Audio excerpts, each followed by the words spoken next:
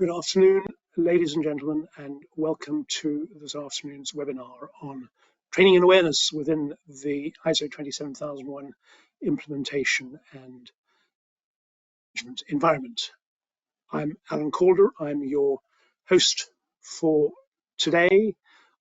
There's a couple of details about me on the next slide. I've been involved in this industry now for about 15 years, so there are a number of books that I've written about ISO 27001, about GDPR, about a whole host of other things, and of course I set up IT governance as a company about 15 years ago to provide an integrated suite of products and services for organizations tackling cybersecurity, privacy, all usually within the context of ISO 27001. And as an organization, we've grown probably the most comprehensive ISO 27001 offering in the world. We've about 12,000 clients across all 5 of the inhabited continents with very deep expertise in consultants, trainers, subject matter experts, and as I said, a very comprehensive product and service offering for organizations addressing ISO 27001. We pride ourselves on the idea that our expertise gives our customers peace of mind. The range of service delivery, and that's kind of it's the set of experiences on the next slide, which talk a little bit about the depth of what we know about what works for customers and what they need to address. So more than 1,300 organizations we've helped prepare for ISO 27001 certification. We have 15,000 plus people who've been on training courses. We're also a Cyber Essentials certification body, and a large number of organizations use our governance, risk and compliance software. And you can see the range of certifications and accreditations that as an organization we have. And that's part of the commitment that we made many years ago to the idea of quality in our service, that we should be deploying expertise genuinely to make sure that what customers get is certainty that their management system is meeting the requirements. And so one of the ways that's captured on the next slide is the NPS scores that we've built up. So we're kind of running at approaching world class at a net promoter score. Our Trustpilot scores consistently are at a very high level. And those are ways in which you can draw confidence that when you buy products and services from us, they're going to meet the requirements that you have. The agenda for today really is starting off really with context, information security beyond simply technology, beyond technology defenses, looking at the training and awareness needs that organizations should be thinking about, how to engage employees with quick turnaround awareness initiatives, robust systems for reporting and managing cybersecurity events, and how you can monitor the way you deal with that, and then looking at how you can do that within the cyber comply and FastTrack environment for ISO 27001. You'll mostly have seen already that you're muted. That's designed to try and cut out background noise. But if you find that you have questions as we go through this webinar, please do ask them. You can't ask them verbally, but across the ribbon, across the top, and GoToWebinar has recently updated the app. So for some of you, it might be quite new. It certainly is for us. But along the ribbon at the top of the app, you will see an element called questions. It's a little block with a question mark in it. That's where you ask questions. If you click on it, a panel will open up, and down at the bottom you can type in a question. And if you simply type in whatever questions that you've got as they come up, by all means, as we go through the webinar, simply type them in, and then when we come to the end of the webinar, which will be about 40 minutes time, I'll then turn to questions and I'll pick out all of the questions you've asked. I'll share the question with the audience and then answer it. So that's the plan for today, about 40 minutes of me talking through the content of the slides, 35 to 40 minutes, and then between 5 and 15 minutes available for Q&A. So a starting point really is we all have to recognize that technology is not the solution to cyber threat. If technology was the solution, we wouldn't have any cyber incidents. But if you just look at a kind of pick of recent incidents, Microsoft dubbed Blue Bleed Part 1 The Microsoft data leak exposed some 2.4 terabytes of sensitive data belonging to 65,000 entities in 111 different countries. Huge cyber breach. The Royal Mail had a data breach, that's in the UK, where customers have seen information of other users. And as a protective measure, they just simply stopped access to click and drop. Wow, that's helpful. In Britain, the ICO, in one of its rare forays into being fairly fierce, fined the construction group Interserve 4.4 million after a cyber attack that enabled hackers to steal personal information of about 113,000 employees. And finally, in Medibank, some 1.9 million customers had their 3.9 million customers had their data exposed to a hacker. Those just go on and on and on and on. Germany, they think cybercrime will have cost the German economy 200 odd billion euros last year.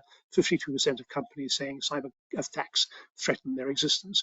And cyber attacks are not simply technology attacks. They're not technology attacking technology in your organization. What we're going to look at is a bit more about what's really going on in the world. And the reality is that there is a very crowded threat horizon. If this was a heads-up display and showing what was coming at you, you'd see all of that kind of stuff. And on top of that, you would see deep fakes, you would see voice phishing attacks, you would see a range of scams being put together, not just by cyber criminals and highly sophisticated cyber criminals at that, but increasingly backed by nation states and the kind of traditional Russia, China, Iran, North Korea group of which are really looking at how they can fundamentally steal information, undermine, attack. The Western economies are doing exactly that. China identified by the US and the UK in the last 24 hours as the most serious cyber threat facing those two parts of the world. And so you've got attacks going up, and at the same time you've got organizations with an expanding attack surface. And you can think of the expanding attack surface as being, in a sense, symbolized by the way in which, for many, many organizations, they've moved from a fairly monolithic, everybody goes into an office, you wall everything off in the office and everything's nice and secure, and you worry about printing to printers where only the right people can walk past, and you have internal security systems that control where people go, to an environment in which most people are, to one extent or another, working from home or working from a coffee shop or working from somewhere else in the world. Many organizations, not hybrid, they're not even having people go into the office unless, of course, it suits them. They have most people working from remote locations. And that expanded perimeter, the shift to cloud, the extent to which information is being stored in mobile end devices, the proliferation of Internet of Things, all of those open up huge opportunities for attackers to get into organizations, because they no longer have to find a way into a well-protected, monolithic, fixed perimeter defense. They just simply have to find their way into one weak point somewhere on this expanded attack surface. So that means that for organizations, you have to think about all three of the domains in which you tackle cybersecurity. So traditionally, when you're looking at cybersecurity, or therefore when you're an attacker, you're thinking about how you attack, you're thinking about people, process, and technology. Most cybersecurity for the last 20, 25 years has been focused on technology, on saying, well, it's about hardware and software, and we need to put anti-malware, and we need to a whole bunch of stuff which is around protecting the technology. But even at the technology level, if you get the process wrong, if you don't understand that sending out, for instance, a password in clear text so that someone can change it later, means that it can be intercepted and a third party can therefore get into an email address, you have a problem. If you don't understand that you need a proper process that determines how, for instance, a firewall should be configured and a method for auditing it to make sure that has been done, you have a vulnerability. If people don't know what attacks look like and they fall victim to them, you have a vulnerability. So you have to be thinking about building security across all three of the domains: people, process, and technology. And the international standard, which is focused on setting out how you do that, the standard which is designed to enable organizations and customers around the world to determine whether or not it's safe to deal with you, is ISO 27001. And the next slide is just picking up the kind of logical rationale behind ISO 27001. It's an internationally accepted standard for managing information security. It is the only internationally accepted standard. It's a best practice standard. It originates back in about 1997. It's a systematic approach across all three of those domains to ensure that organizations have a framework for securing sensitive company and customer information. It's a framework against which you can get a third-party certification. And ISO 27001 certification is really about building trust with customers. It's about gaining a competitive edge and laying a foundation for best practice security to drive sustainable growth. So what does ISO 27001 say about staff training and awareness, about the people component, the people at the heart of every business? It says that in clause 7.2, you must ensure that the competence, awareness, and training of everybody doing work within the management system, the information and security management system, is appropriate for their roles, and that you evaluate the effectiveness of their training. Clause A, Control A16 talks about incident management and is very clear that the recording and monitoring of incidents to continually improve the ISMS is a key contributor to the long-term effectiveness of the ISMS. And incident management is a key aspect of ISO 27001 because the identification and reporting of incidents, which is a human thing, yes, you can have technology which helps that, but fundamentally it's a human thing, is a critical component to how quickly as an organization you can respond to something going wrong. So let's just look briefly at some of the training and awareness issues that all organizations have in thinking about ISO 27001. Untrained staff are frankly a data breach or a cyber incident waiting to happen. Most technical solutions are reactive, they respond after an attack. So if somebody clicks on a phishing email which they receive with a really kind of enticing link in it, and they click on that, you may have something which will capture the deployment of command and control software as a result of that, but you may not. Staff need to know. Staff need to be your first line of defense against all of the social engineering attacks. And something like 80 or 85% of attacks these days have a key social engineering element to them because cyber criminals and nation-state attackers understand the vulnerability that is human curiosity, that is human forgetfulness, that's human preoccupied with doing other things. So staff awareness training, the making sure that making sure that they genuinely know what they're doing, how to identify what not to do when they do something wrong, how to respond to it, how to report it, are key elements in making sure that as an organization you can live in today's environment. So let's just think about what that means in terms of role-specific training. Management are in charge of what's going on. So unless management are completely signed up to the policy of effective risk management, of effective training of staff, then it's not going to happen. So you need to train management on their role. Managers from directors all the way down through senior, middle, junior management need to understand that they are either involved in setting policy or ensuring policy is understood and enforced. There are contributions to how risk assessment is carried out, how risk assessments are updated in the light of the changing and evolving threat environment, and fostering and building a security-first culture. We've seen clients who've gone from a situation in which maybe 25 to 35% of their staff could be guaranteed to click on a phishing email link to a situation where over the course of a year of intensive training of through the organization cultural focus, that's come down to maybe less than 1% of staff. And that's, in organizations with 1,000, 2,000 people, it takes time to get to the point where actually your exposure is down to a very minimal level. So management need training.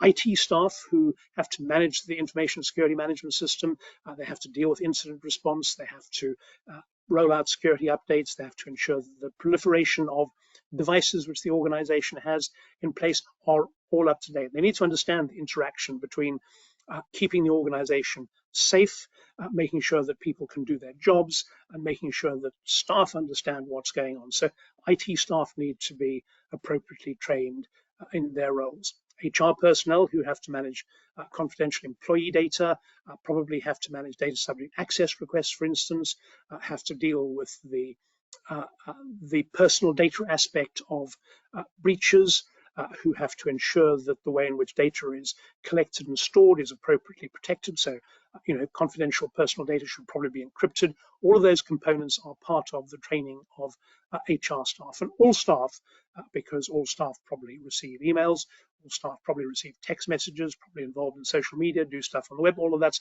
kind of how life is today. They need to understand A, what they should be looking out for, and B, when they make a mistake, who they report it to, so that they're not in a position where they click on a phishing email link, they go, oh, that was a mistake, and they hide it away, because hiding it away is what leads to the phishing incident turning into a major cyber incident. In the British Library, for instance, is still struggling many months after a major attack took it offline to get itself back to a working state. The repercussions of a single error by a member of staff who then doesn't report it into an environment which is not geared up to respond fast to incidents can be a major catastrophe for the organization. So the whole role-specific training, the what do you need to understand, is a key component of meeting the requirements of ISO 27001, of ensuring that the organization can itself survive. So just thinking a bit about building awareness for staff on the next slide.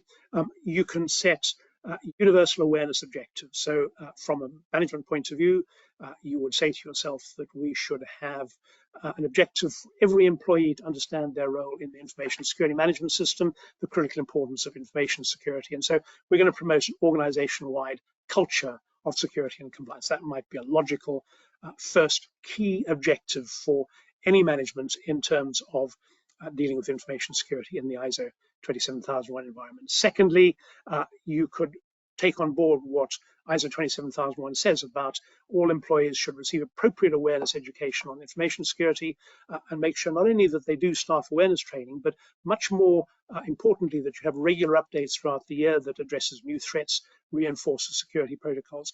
The kind of environment you see in some businesses where they go, well, we did our information security training in October last year, so we don't have to do it again until October next year, and we can just forget about it in between, is exactly what you don't want, because what that does is it means that people will forget what's going on.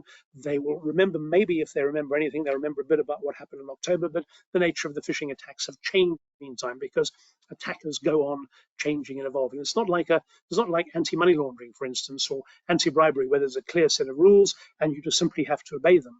With cybersecurity, it's a different situation. What you're dealing with is a changing, daily, monthly, changing threat that people have to be brought up to date on a regular basis to be able to deal with. So awareness activities could include regular newsletters, security updates, daily and weekly briefings from management, refreshers. You could have gamified learning modules for engaging in-depth understanding of potential threats.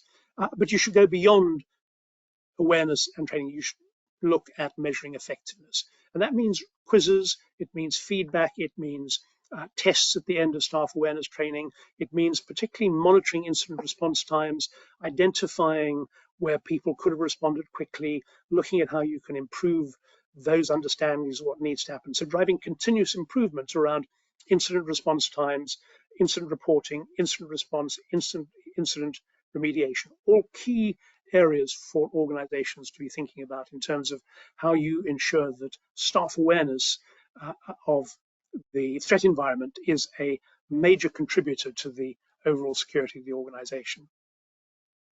As the next slide says, though, there's two aspects to what you need to be thinking about in terms of training. That's both hard and soft skills. So hard skills are the knowledge of ISO 27001, how to manage a project, and not just to achieve the project objectives, but to ensure that you've complied with the DPIA obligations of GDPR, that you've made appropriate steps around information security, that if it's a software project, you've deployed the software development lifecycle, all of those things to make sure that what the project is doing is itself secure.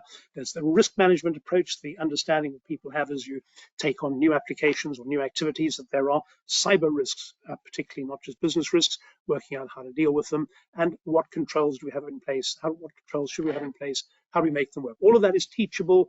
All of those bring methodologies that people can learn to apply. Then there's the soft skills, the ability to solve problems, to communicate with others, to share ideas, to share the fact you've made a mistake, you've made an error, the attention to detail, leadership. Those are all traits and competences that can be refined and developed. Much harder to teach somebody who's not good at communication how to communicate. It can be done, but it tends to be that that's the focus in most training, is about how to improve innate traits and competences, make them better, make them work more effectively in the environments they need to work. But think about training programs as encompassing both hard skills and soft skills. So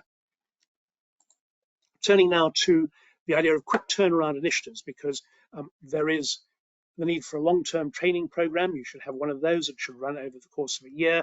But you also need to think about what can we do that's going to make things happen quickly? How do we keep people alert and paying attention? So thinking about quick, effective awareness initiatives is a sensible thing for all organizations. We put together for clients awareness programs which operate over a multi-month basis, which are designed to enable them to combine a number of different media, a number of different activities to raise awareness of what's going on inside in the threat environment. And so e-learning courses, which can be 20, 40-minute courses, but they can also be condensed interactive e-learning modules designed to be completed in short sessions with urgent security updates and practices. Your staff awareness program can deliver regular security tips and updates through emails, newsletters, intranet posts. All of those can be part of ongoing vigilance, making people aware of ongoing vigilance. If you have, for instance, an all-staff Teams channel or an all-staff Zoom channel, you can on a regular, weekly, monthly basis post information about latest threats in there, encourage people to go and look at them and understand those. Social engineering tests, routine, simulated phishing attacks to test and train employees in recognizing and responding to security threats effectively is one of the most effective ways of demonstrating that the investment of time and effort you put into a staff awareness training program is beginning to pay off. And while you can buy some of those on a kind of modular deploy it as you go basis, they don't work so well because the phishing emails need to be crafted in a way that they will genuinely attract attention. That's what attackers are doing. They're deploying intelligent attackers to craft really effective phishing emails. They're designed to get people to go, that's interesting, I want to read about that, click on it, and hey presto. So targeted initiatives, targeting on very specific, more exposed parts of the organization. So focusing, for instance, on the IT and incident response team, making sure they're particularly aware about security matters because they're logically where many staff might turn to when saying, I'm not sure about this, what should I do? You need to have people who are particularly on top of what they're going, what they might be dealing with. The practical testing should be real world scenarios, enhancing the ability of people to identify and mitigate threats. And the benefits of targeted initiatives using engaging content formats, like I said, interactive videos and quizzes, scheduling regular updates through the staff awareness program, dealing with new threats and security advice, making sure that engineering tests are unannounced. And some of the favorite ones are still, even in today's hybrid working environment, how easily an outside attacker can find their way into the physical environment of a key organization and plant a USB stick in a server or in a key desktop or other device. So making sure that the assessment of employee vigilance and response capabilities is continually tested. Those are key elements. And evaluating completion engagement rates, analyzing feedback and behavior changes, tracking response accuracy and time of employees, or doing simulated phishing tests. All of those are the things that you can do to track the benefits of your deployment of an effective staff awareness training program. So talking about how to report and manage on cybersecurity. The first element is, because this is where most security incidents are first really flagged up, is incident response. When something goes wrong, whether it is a breach of the anti-malware software, or much more likely somebody downloading an application they shouldn't, or clicking on a link in an email they shouldn't, or receiving a phishing, a voicemail or a text attacked, is to build out a policy. As a policy that's very clear about what kinds of things people should be reporting to whom, how quickly, how they report. And at the heart of the policy should be the acceptance that it's more important for people to report an incident than to be fearful of the consequences for themselves of reporting it. So in a sense, you almost have to say that everybody is going to be on a whistleblower protection program if they blow the whistle on themselves. Yes, of course, if somebody makes 5 of the same incidents one after another, you will find yourself having a serious conversation with the individual. But it's much more important that you get people thinking about reporting and reporting quickly to those who know more about how to deal with cyber incidents than they do. So incident response policy built around openness, honesty, speed of reporting, no embarrassment, no room for it because the organization's survival can be at stake, is a key component of policy. The reality is that more and more laws set out very specific requirements as to how incidents are dealt with. They have to be monitored. There are steps you have to go through. There's escalation processes. So for many organizations, it's beginning to be a necessity that you don't just do it with the incident response team. You get a module which is designed, a software module, which will specifically enable you to escalate, manage, track everything that you're doing inside the management of the incident. You need to produce a number of playbooks. So it's relatively easy to work out what the 3, 4, 5 most likely attacks are. That's part of your risk assessment. That's part of why you do ISO 27001, because you're going to identify risks to assets. And you're therefore going to produce a set of playbooks.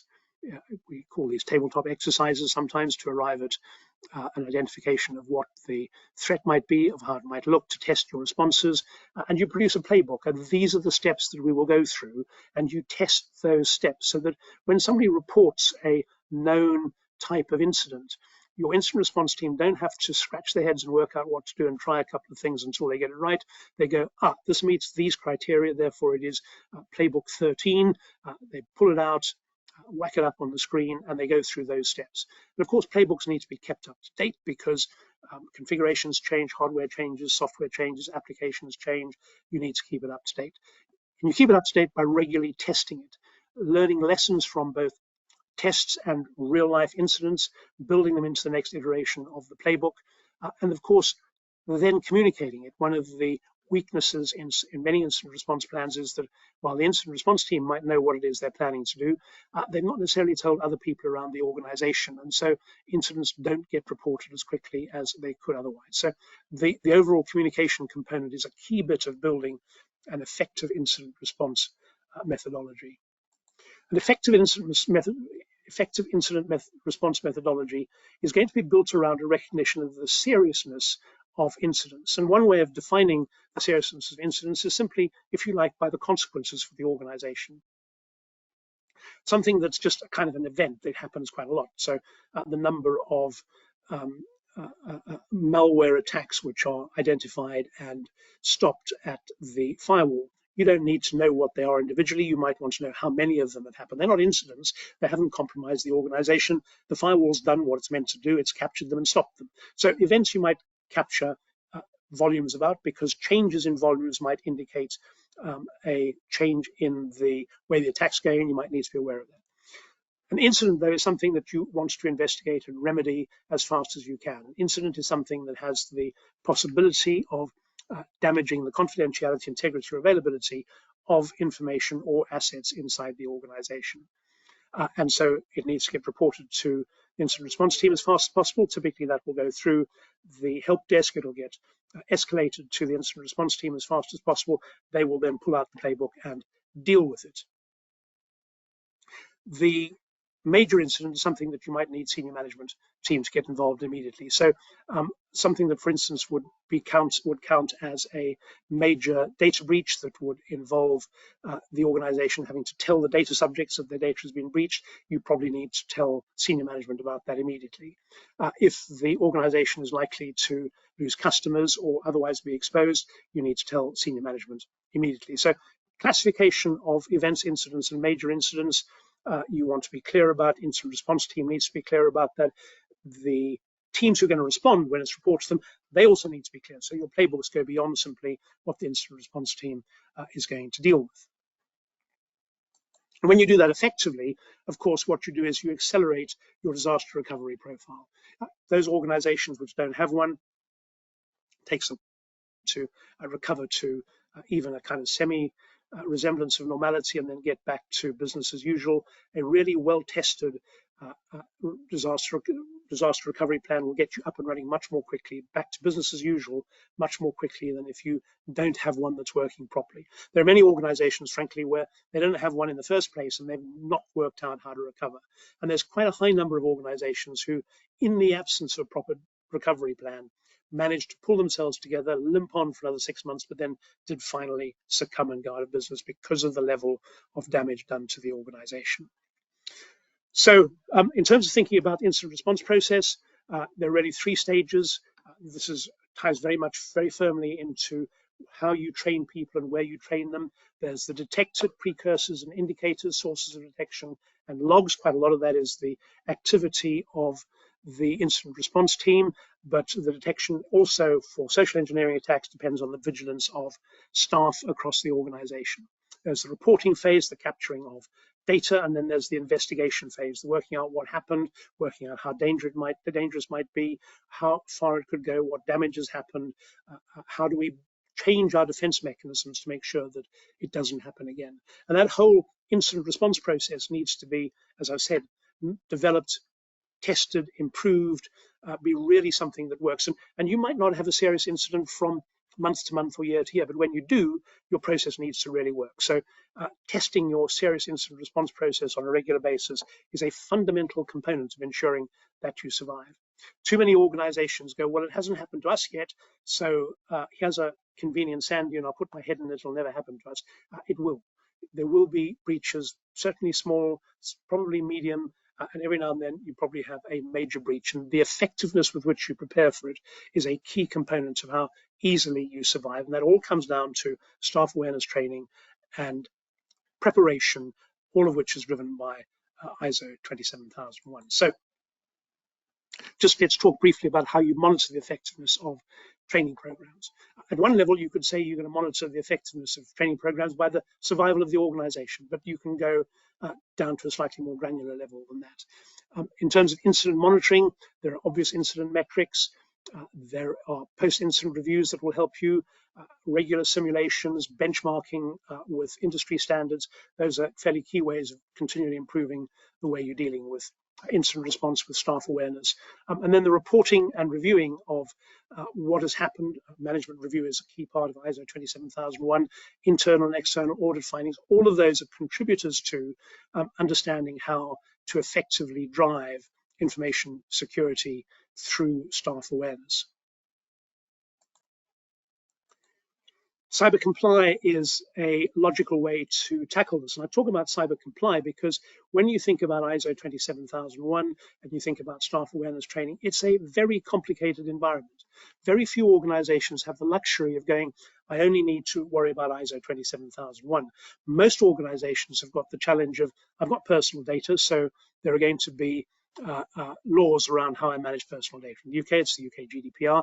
There will be other laws about how we manage personal data, how we manage other information. I've got to pay attention to those. If I'm processing payment cards, I've got to comply with the PCI DSS. If I'm in the critical national infrastructure, I've got to comply with NIS 1 and NIS 2. I might have to have a business continuity standard. I might have to have other standards driven by other compliance requirements from customers. So the building of a compliance framework is challenging for organizations. And when you think about ISO 27001 training, you've got to think about it in more than just simply, how do I do ISO 27001 training? You've got to think about, how do I do training that enables me to achieve my ISO 27001 objectives within the context of everything else that I've got to do, changing regulations and standards, information security principles becoming enshrined in law, compliance becoming an even bigger component of how we deal with information security than is risk management, how we report to customers. All of those are key elements, and that gets to be a more and more complicated thing for any organization to deal with. And that kind of takes you into the areas of, is there a platform? How can we take all of those challenges and capture them in a single area where we can drive an integrated approach to staff awareness training to the development of people's understanding. Because if we can join it together in an integrated way, we can make sure all staff have the awareness that they need. And Cyber Comply, which comes up on the next slide, is a cloud-based platform for managing not only information security, but everything else. It's an out-of-the-box ISO 27001 compliant management system. It enables an organization to do it yourself. You can have a lot of help to implement a management system which has multiple regulatory components very fast and very effectively. And the slide that you're currently seeing is showing the range of standards and frameworks on the left-hand side as you look at it, that Cyber Comply enables you to tackle, recognizes that for each of those standards and frameworks, you probably need access to staff awareness training, you need access to books, you might need access to consultants and consultancy support. But you also need access to a range of additional services which link into those services. And so part of what Cyber Comply is designed to do is to link into an integrated suite of services that look at how organizations deal with the challenges of today's cyber and privacy environment, which is about identifying risk, protecting yourself from them, detecting the attacks, responding to them when they occur, and recovering as necessary. And at the heart of all of those standards and frameworks is the idea of confidentiality, integrity, and availability of information and of the systems within which the information is stored and used. And building cyber defense in depth is about building all of the components that enable you to do each of those 5 steps: identify, protect, detect, respond, and recover. And an integrated platform, an integrated suite of services, something which enables you to pull together GDPR, ISO 27001, PCI DSS, other frameworks and standards that you have to report to into a single integrated system quickly and effectively, enables you to deal with cyber and privacy risks at the same time, because frankly, they're just simply different sides of the same coin. Cyber Comply lets you go beyond just simply ISO 27001. What Cyber Comply is enabling you to do is to take all of the work you're doing around staff awareness, building that into a cyber defense in-depth strategy, but going beyond that, so that building multiple frameworks into your ISO 27001 environment, having a management system which is cost effective because you can identify the controls that are most appropriate, that enables you to demonstrate to stakeholders as well as customers how effectively information security with streamlined incident tracking, real-time dashboard that enables management to see what's going on. All of those are the components that enable you to go beyond simply tackling staff awareness and training and competence inside ISO 27001 and build something which is a truly competitive way to deploy our expertise for yours and your customers' peace of mind. And part of that, of course, is a suite of staff awareness courses, which is designed to enable you to mix and match and put together. And the next slide captures that suite of staff awareness courses. So whether it is a cybersecurity suite or an information security, data protection, risk management, business essentials courses, any combination of those, or simply the whole library, are all staff awareness courses which are designed to enable organizations to mix and match and deliver pointed staff awareness initiatives in the areas where they need to, both from a compliance perspective, but also from a risk management and staff awareness perspective. And all of that, which is kind of where this webinar started, you can access through, if you don't already have ISO 27001, through what we call the ISO 27001 FastTrack. And ISO 27001 FastTrack is a methodology which we've developed that enables us to take an organization from what on earth are we supposed to do to readiness for certification in something like 2 to 3 months. And I'm talking about an organization with between 25 and 500 employees at a fixed price in an environment where what you have is a compliant management system. It might have other management systems being integrated into it. It's transparent. It's capable of being audited. It'll meet external and internal audit requirements. And we, because you're doing something which we know how to do, we're helping you do something we've done thousands of times before, we can guarantee that while we have no control over what an independent certification body can do, we can guarantee that what we've done will meet the requirements of ISO 27001, and you will get certified. We have a number of customers who have used CyberComply, and who on the next slide, we've captured a few of their comments on the way in which CyberComply has made their information security environment, their cybersecurity life, way simpler and better, save money, help them get on top of challenges in a way that they might not otherwise have done. So we kind of say, don't risk it, CyberComply it. And that's kind of an encapsulation. So the final slide really is then just the broader range of ISO 27001 products and services that we can provide. We're an organization, as I said at the beginning, with a very broad suite of products and services. We can help you with training. We can help you with the copies of the standards you might need. We've got e-learning, staff awareness. We've got consultants. We can even help you make the transition, because the new version of ISO 27001, of course, is 2022. You have to be compliant by October 2022. We can help you get yourself transitioned as an organization or as an individual with a 2013 certificate to the 2022 version. All of it available on our website. And that, as my voice begins to fail, ladies and gentlemen, is the point at which I hand over to you. So if you have any questions, this is the point at which you should ask them if you haven't already. The way to do that is to go into the Q&A session on GoToWebinar. In the top ribbon, there is a small white block with a question mark in it.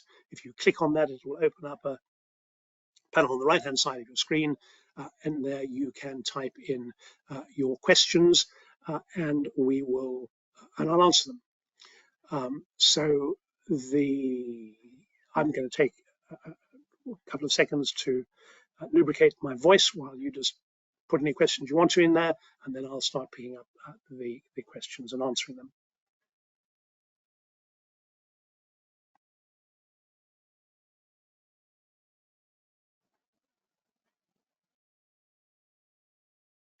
So a first question, will this presentation be shared with the participants? Yes, it will. If it hasn't already gone out to you, it will certainly be sent out to all participants over the course of the next 24 hours. So I hope that's really useful to you.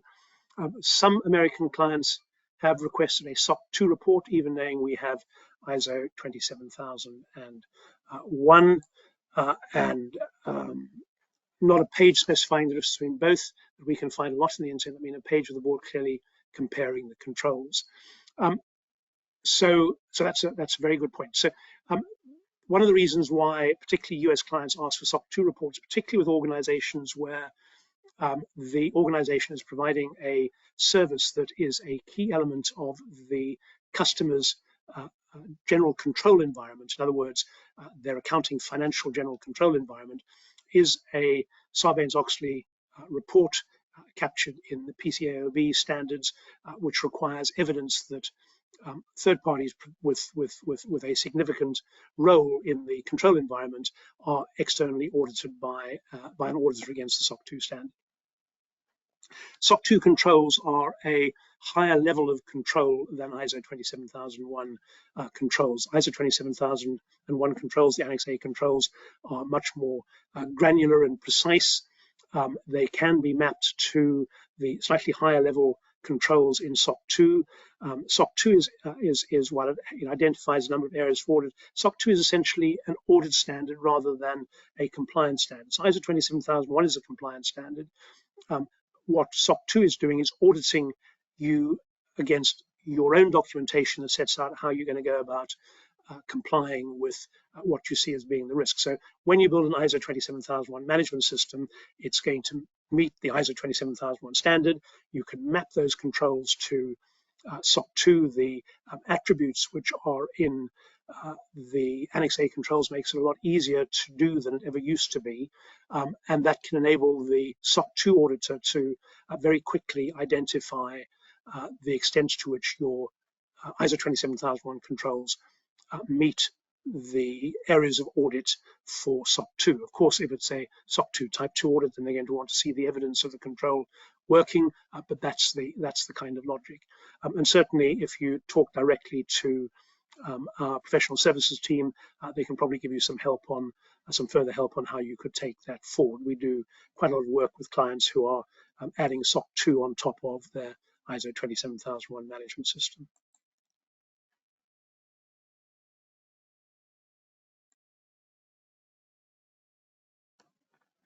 So that was that question. Thank you. Do you provide training for individuals for pursuing a career in cybersecurity? Yes, is the answer to that. If you go onto any of our websites, you'll find that there is a suite of training courses covering cybersecurity foundation, cybersecurity practitioner. There's a data protection track. There is an information security track. There's an ISO 27001 track. So there's a whole range of training courses available online, which with learning pathways.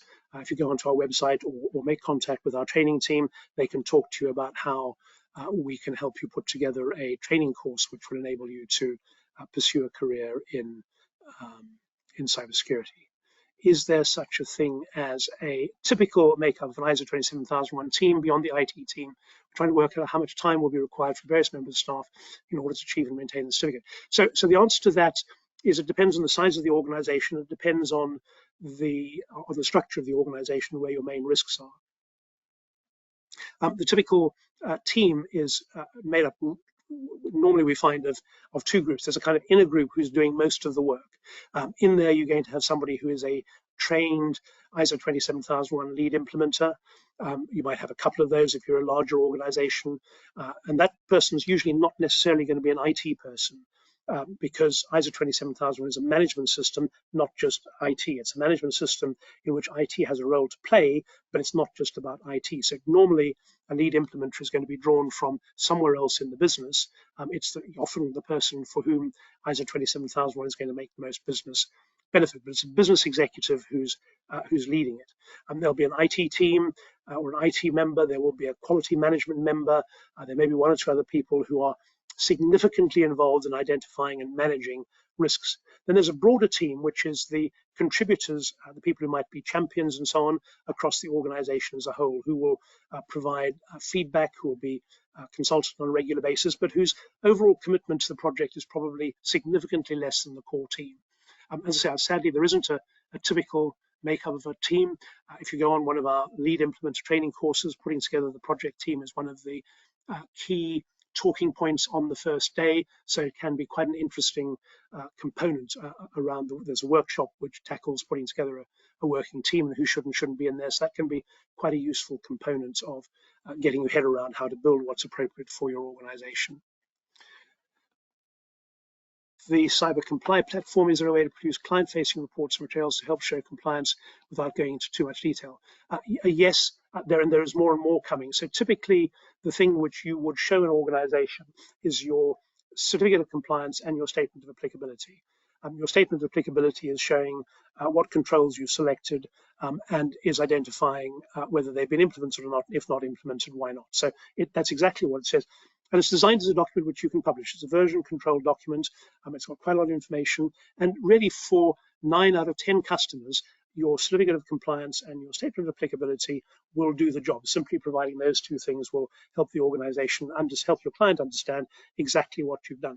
Remember, your ISO 27001 certificate will have the scope of the management system in it.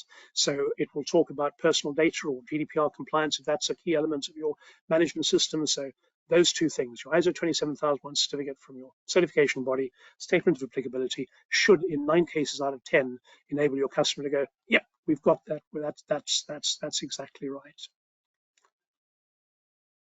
I'm looking into transit to becoming a GRC analyst. Good. There are lots of good training courses on our website. It depends on exactly what flavor of GRC analyst role you're looking to transition into. Certainly for many analysts, one of the foundational qualifications is an internal audit or a certified information security auditor or ISO 27001 lead auditor, because that's the area that enables you to understand the environment about which you're collecting and analyzing information. Do the staff awareness courses you can provide integrate with Cyber Comply? They integrate conceptually. They are the same subject. They integrate from a subject matter point of view. The management of them is in the roadmap. There's an API which is released very soon, which will enable you to manage them from inside cyber comply. At the moment, there is a minor manual process to pull them in, but they are designed to integrate into cyber comply. There is a substantial development roadmap for cyber comply, which means that organizations buying today are getting a special price, so worthwhile having a good look at. Does IT governance do a certified lead audits or certified lead implementer training and exam for individuals? We absolutely do. It was the certified lead implement was the very first qualification we ever launched. We were the first organization in the world, as it happened, to create and launch a certified lead implementer training course. You can now only do the ISO 27001 2022 version. It's a 3-day training course. There's an internationally accredited exam at the end of that. If you pass it, it's a 3-year validity, and then there is a short transition exam every 3 years to keep yourself up to date. But if you go onto the IT governance website, search for CISLI, Certified Information Security Lead Implementer, or Lead Implementer, you will find that qualification. Lead Auditor you will find probably next to it, but both Lead Implementer and Lead Auditor training courses are on all 3 of the IT governance websites. Do you see any issue that we're auditing countries before our internal IT department? We're essentially our internal IT partner, and we will not be certified as the first instance. I'm not sure that I understand the question. If it's simply a timing of your audit program, I don't think there's any problem there. The order in which you, this feels like a question related to rollout of ISO 27001 across a multi-country scope. If what you're saying is that your audit program means you'll be auditing other countries within the scope of the management system before you do your internal IT organization, that's not really a problem, because what you're auditing is compliance in that part of the business with that part of the management system that applies to them. And you should logically be able to do that where one bit of the business is ahead of another bit, but you should be able to do them independently of one another. I can't, on the face of it, see any reason why that would be a problem, but if you want to talk to me by email separately afterwards, please do. In our organization, we already have SOC 2 Type 2 audits. Of what benefit would ISO 27001 be to us? For context, we're a B2B organization providing pricing services to clients. So the answer to that is that, first of all, the SOC 2 Type 2 audit is technically a Type 2 audit. It's a second-person audit. In other words, your auditor does the audit for you. They give you a report. It's addressed to you, or it's done, and you can share that with their permission with a second party. It's not a public standard. Saying we have a SOC 2 report does not bring you the kinds of benefit that an ISO 27001 certificate, which is an independent international third-party certificate, brings you. So ISO 27001 certificate, you can put the ISO 27001 badge on your website saying we are an ISO 27001 certificated organization. Anybody, without asking permission of the certification body, can access, can ask for a copy of your certificate, your statement of applicability, and you can provide it. And for more and more and more organizations, the requirement or prerequisite of a contract is, do you have an ISO 27001 certificated management system? So it kind of enables you to do things that a SOC 2 report doesn't, because a SOC 2 report is valid only for a year. It has to be renewed. It's very expensive. An ISO 27001 certificate has a 3-year cycle. It's much less expensive to audit and maintain. It does a comprehensive and thorough job. And most companies, most of your clients won't require a SOC 2 Type 2 audit. They won't understand it even. So if you send them, even though you're not supposed to, your SOC 2 report, they won't necessarily understand it. Whereas ISO 27001, they go, yeah, we understand that. So yes, there is a really practical reason. And ISO 27001 in the supply chain is almost entirely driven by B2B clients and what their requirements are. Okay, so that feels like we've come to the end of the questions. If there are any last questions, please do stick them in the Q&A session. But we're just coming down into the last seconds of the day. So in the absence of another question, I'm going to say, ladies and gentlemen, thank you all for joining us. On the next slide, you can see contact details for all of our websites.